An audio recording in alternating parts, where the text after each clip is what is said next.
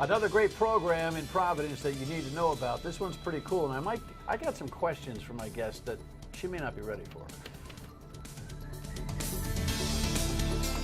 Like, what's up with that rap thing? I just found out that my guest is a rapper, so we may not have enough time in this broadcast to talk about all of this. And this is the day that I knew was coming in my life when I'll probably ask a few questions that make me feel like an old fart.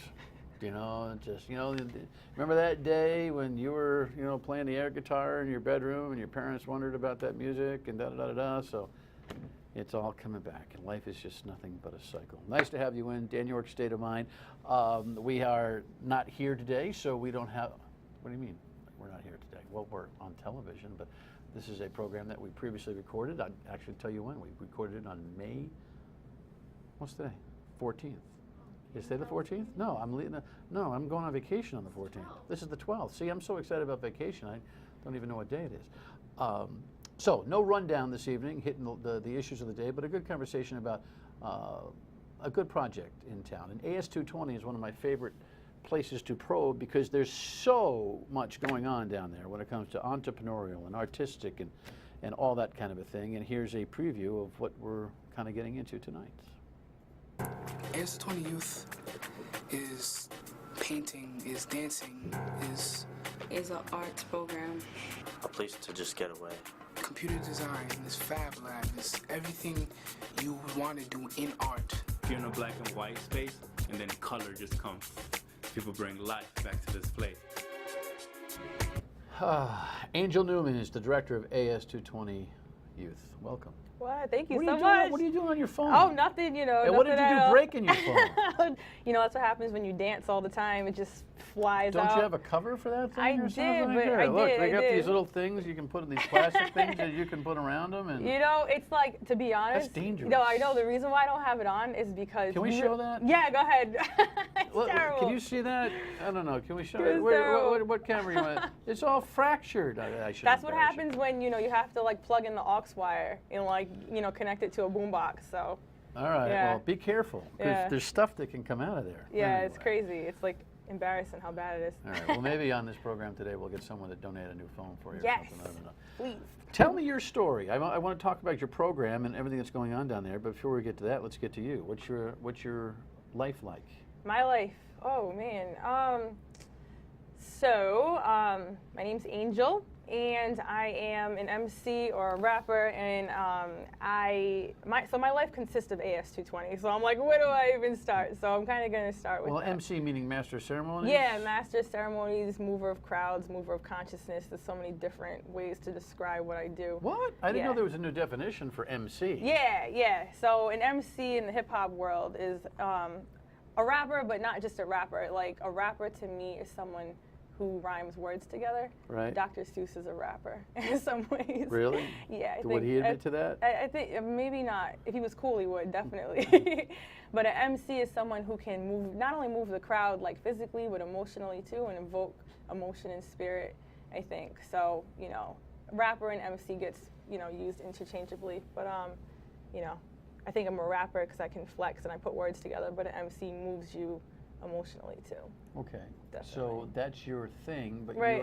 you're giving of yourself as the director of this program. Right. Correct? Yeah, definitely. So at the program, I started at the program when I was 13 years old as a hip hop dancer and an MC, but I didn't really develop that talent until I was like, you know, 14, 15, under leadership of one of my mentors, David Gonzalez. But I started with the program in a hip hop theater troupe. And started dancing, and we had funding from a program called Word back in the day, and we did like hip hop performances around like anti-tobacco. So we'd go out and like rap and dance and make music all around like why you shouldn't smoke and stuff like that. And then we kind of evolved into like a youth troupe that talked about the different issues that we were going through in the city and what it meant to be an adolescent at that time, which was like around 2005 or so. So I kind of grew up with the program. Definitely spent all of my time there after school. I went to Cranston East, but as soon as I was done with school, like I headed right down to, at that time we were on Broad Street in Providence, and then we moved to Empire Street in Providence. So. And you're pursuing a college degree? Yeah, I'm pursuing a college degree right now. I'm at College Unbound.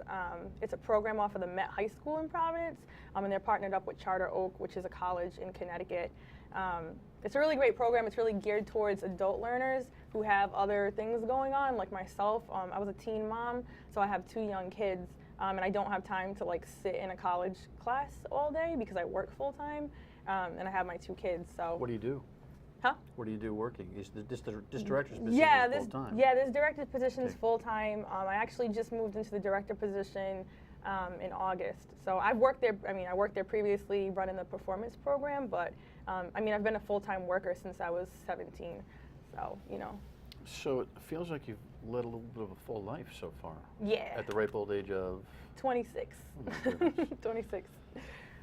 At 26, are you feeling older than the kids that are in the program?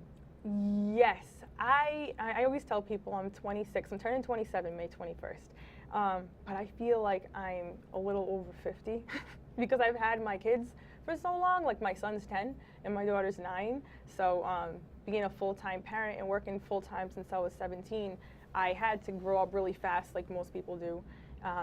Also come from a family with a single mom, and I have my brother and my sister. So always had to, help out and be mature and not exactly have a normal, teenage life. But it made me who I am, so I'm really grateful. I wouldn't change a thing about it. I mean, Well, I want to talk about the program, but you're throwing some stuff out there that my audience would say, "Come on, Dan, ask the question." So you've had 2 children, right? and they are ages 10 and 10 and 9. And Yep. 9. 10 and 9. That's awful young. Yeah, yeah. What up with that? I think that it was hard. I mean, it is hard. It's not like it was just hard for those 9 months or when they were just a kid. It's hard now because, at 26, obviously I'm not as stable as I wish I was. It's not like I have my own house or anything like that, that I own or anything. So it's like, it's difficult, having my son be 10 years old and my daughter be 9 and me still trying to grow up myself. Even things with work, like having to travel or my own music career. It's difficult being able to be a full-time mom, juggle the music stuff, I'm a student full-time too at school and full-time at work, so it's a bit hard. Is Dad involved? Yeah, definitely. Okay. Yeah. So you're not on your own. I'm not, parenting. yeah, definitely not. And even with my mom, I mean, I would be lying if I didn't say my mom didn't help me.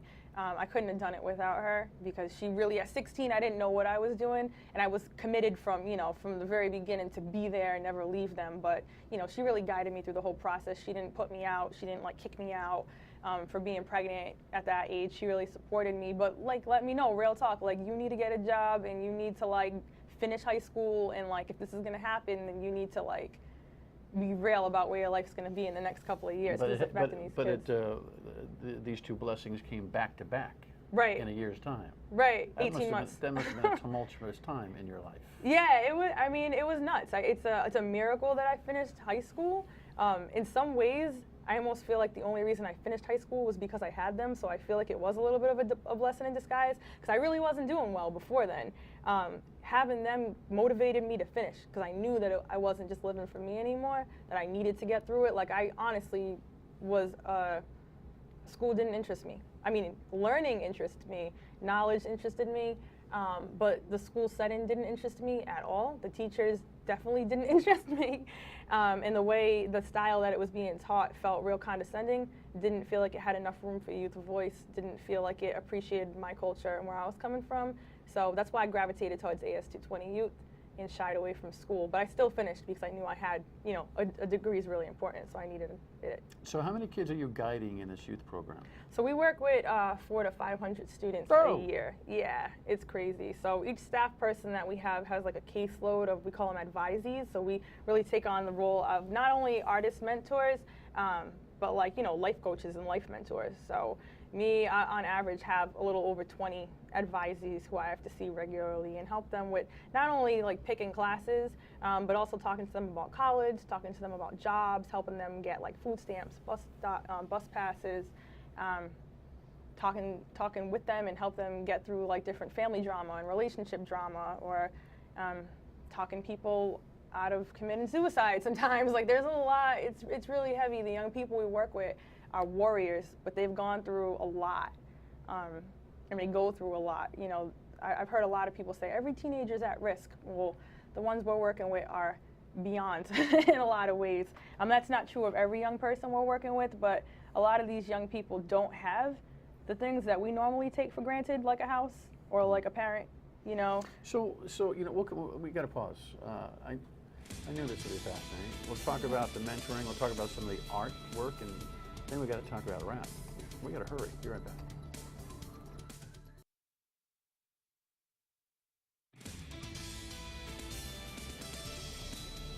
Some of the scenes from AS220 and the youth program in Providence. There's a lot going on at AS220. The youth program we're learning about, we've talked at length about some of the entrepreneurial work that goes on down there, some of the business incubation that happens. This is a tremendous resource for the community. Angel runs the youth program. She's the director, and we just found out how expansive that responsibility is. Another thing the audience would hold me accountable for, though, before we get into some of the programmatical stuff that I think is fascinating. When you're mentoring kids, given that you're so open about your life, you're the mom of a 9 and 10-year-old, giving birth in your middle, late teenage years, what are you telling them about that? I think it depends, you know, young person to young person. I can only like teach through my experiences. And that is how, you know, like we say at AS220 Youth, we really believe and we just know that like a successful program is built on healthy relationships with young people that are authentic and that are real. So that's all I can be with them. And if they ask me, you know, like, what are the pros and cons of having kids young? You know, like I tell them the truth. Like I'm very happy that I had my kids at the age I did because I can kind of grow with them. And I feel like I have more years to be around them versus if I had them older. But I also let them know, you know, like it was not easy, and you have to be ready to sacrifice like your life with your friends, sacrifice your life to go out, sacrifice some of those dreams that you have, or put them on hold. Once they come, it is not about you anymore, and it's very difficult. So. And were you on public assistance during this time? Yeah, definitely. There was no way I couldn't have been. You know, it's. And what about? Listen, I'm not gonna. You're open with me. I'll be open with you. Right. I mean, I have long been someone you could find on radio and television who speaks out against this kind of thing. I mean, listen, life is precious. I'm pro-life, so you get pregnant, you better bring that life into the world and do the best you can for it. At the same time, you know, we're going broke. We're going broke taking care of these kinds of family situations. Yeah. Reflection?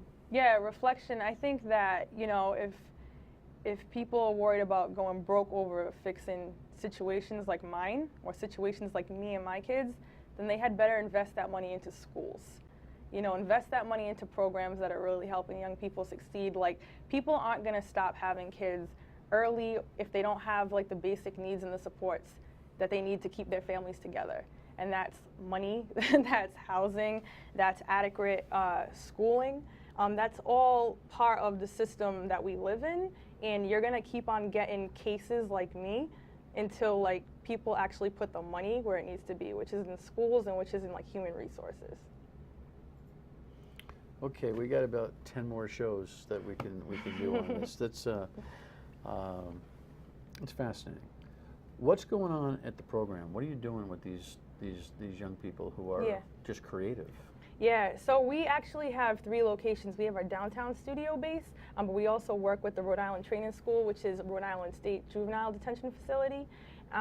And we also work at UCAP Middle School, which is an accelerated program for young people who need to complete like 2 grades in 1. We're doing tons of stuff. We have 2 main programs, live arts and visual arts, and every program that we have has about 3 classes a day. So we're doing everything from like hip hop beat production to sculpture to video, everything, graphic design, photo. We have our own dark room, own recording studio. So people are really working on their own, they're working on their own projects for their own portfolios, because every young person can create an artistic portfolio and have it on our website, and they can use it to apply for schools and for jobs. And then we also have larger projects, like we're working on this big fashion show that's happening May 29th. So every program in the studio right now is working to create this big fashion show that's going to happen. The theme is Afrofuturism, which is science fiction for, by, or about folks of color. And it's really about us using sci-fi to like reimagine like our communities and our lives for ourselves. And that's the whole theme of the fashion show, because we're doing like this really big fundraiser to try and get the youth program out there in the world and people understanding all the greatness that we have to offer. Where'd you come up with that theme? The Afrofuturism theme? Yeah. So one of our alumni, her name's Courtney Alero, she was a photo student. She left and actually got accepted into Hampshire College and studied this. She studied Afrofuturism. She didn't even know it existed. She went out there. She's a woman of color, one of the only ones at Hampshire at all. And she fell in love with this genre. She ended up graduating, coming back, and at that time we were partnering with the Will to Adorn Project, which is a program off of the Smithsonian in DC. And we were documenting and looking at like African American culture and style and adornment. And she came with this great idea to like incorporate like science fiction and futurism into what we were doing. We spent a lot of time looking at the past, and she had this idea to let's look forward. Like, what are we going to control about our destiny in the future, and how can we use science fiction to like do that? You know, we've had a lot of African American leadership on the program here recently in the aftermath of Baltimore, Right. and the like. Is there conversation going on within this art program about those challenges, those struggles? Yeah, all the time. I mean, again, the way that we operate is that you can't separate art from social movements.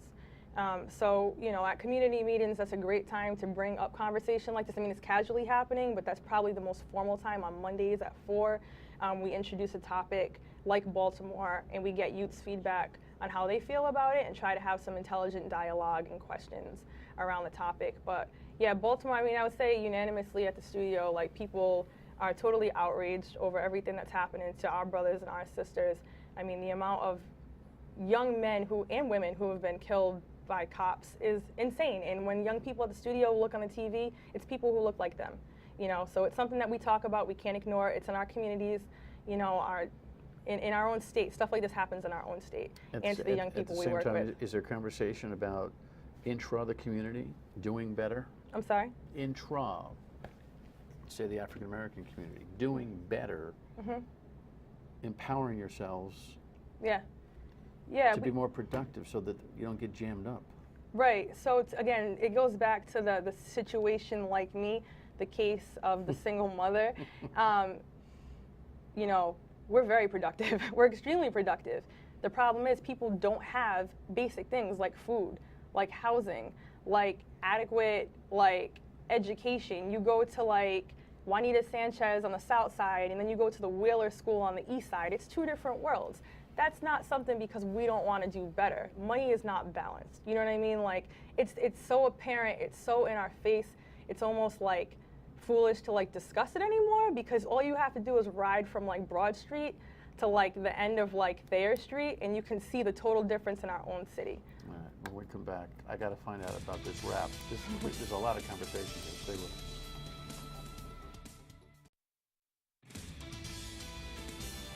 If you've been able to watch the entire program so far, I think you're getting a sense that Angel's got a lot to say. Already has led quite an interesting life, and certainly the programs that are going on at AS220 Youth. We don't have time right now to be able to dig into all of them, but you can go on the website at as220.org, youth.as220.org, and you can learn all about what's going on, and I'm sure the more the merrier for young people coming into the program, right? Yeah, definitely. And I definitely have to shout out that right now we have our Indiegogo campaign going on. Raising some dough? We're raising some dough. We're trying to raise $10,000 by the middle of June, a 6-week campaign. The Youth Studio is really in a place where our ability to provide free services, which we do, our program's totally free, has been compromised because of our budget in the last in the last year or so. So we're trying to, you know, have this campaign just to raise awareness. Indiegogo.com? Indiegogo, yep. .org. I How does that go? think it's .com. It's Yeah. .com, and if you just look up AS220 Youth, we're right there. Okay, so Yeah. if you feel compelled to make a contribution, feel Yeah. free. So tell me about this rap thing. I'm kidding. Yeah. I mean, I get it, but Yeah. this is not the first time you've heard somebody say, it all sounds the same to me. Right. So does country music, though. No. Yeah. I think if you're an outsider listening in, it sounds pretty But damn well, dreary. you know what? To be honest with you, I'm not a big country fan either, No. so I get what you're saying. But, Yeah. But I don't get any kind of. I'm looking for variety. I'm always listening to the message, but at the same time, the message just seems to be. What stations do you listen I don't to? listen to any stations. It's just when I see rap, whenever I see rap, and usually Right. it's on some big music show, and I don't Right. pay attention. That's But pop. I would argue That's that's pop not. rap? Yeah, I would hip hop is what I like to call it. Hip hop. Hip hop. That would be Hip hop. That would be hip hop. Yeah, I think that anytime mass media digs its paws into a culture, they pull out. It's like fast food, right? There's a difference between like fast food and like home cooked stuff, right? Right. So what's on the radio and what's on TV, to me, I can only relate it to fast food. It's like the McDonald's or Burger King of music I get it. in a lot of ways, and I feel like that's true. I mean, I was kidding about country music. I actually like country music, but if I was somebody who didn't grow up with a grandmother who listened to country music, I would think it all sounded alike. So you write your own stuff, obviously, if you're a do. rapper, Right. Because that's the essence of what rapping Right, is. right. It's poetry. Yeah, rap is total poetry. It's really about reflecting your experiences. But and is it all in the same rhythm? Is No. the musicality of it the same rhythm? no, not good music. It feels that way to me. Yeah, no, not at all. I mean, it's That's the McDonald's thing. It's problem I I have? mean, yeah, every cheeseburger tastes the same from every McDonald's you go to. So if you're getting fast food rap, it's gonna sound like that, just like pop, R&B, or country. But it does have a 4/4 time signature, so that rhythm is gonna be similar. Do you perform it on the fly, or do you have to prepare?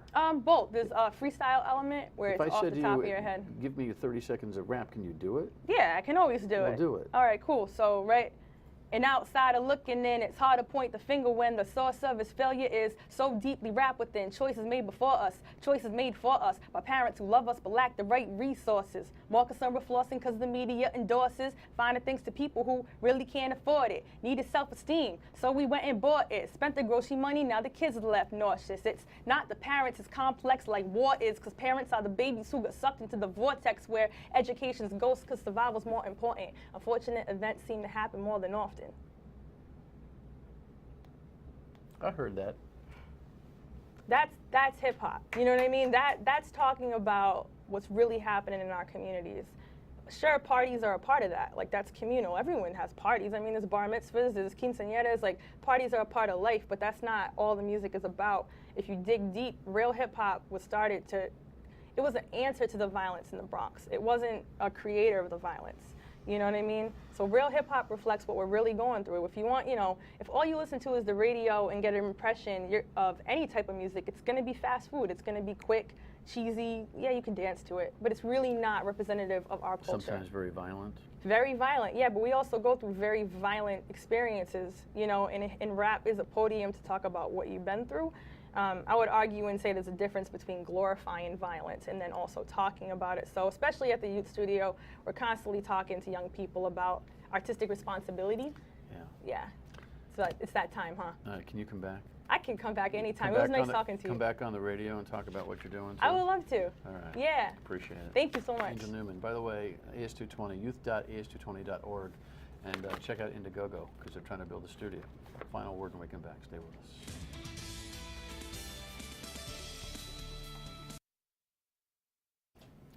Now listen, if you've got a reaction to Angel's conversation, you can certainly react to us at 228-1886, State of Mind at myritv.com, Facebook post or tweet. Don't forget the E in York or it won't come through. I thought that was a fascinating conversation. AS220 is a real cultural asset to the city of Providence and to the region, and you should help them out. Indiegogo.com for a studio, why not? Until next time, I'll see you on the radio noon to 3 on WPRO weekdays and back here 7:30, 11:30 on MyRI TV. Thanks. Good night.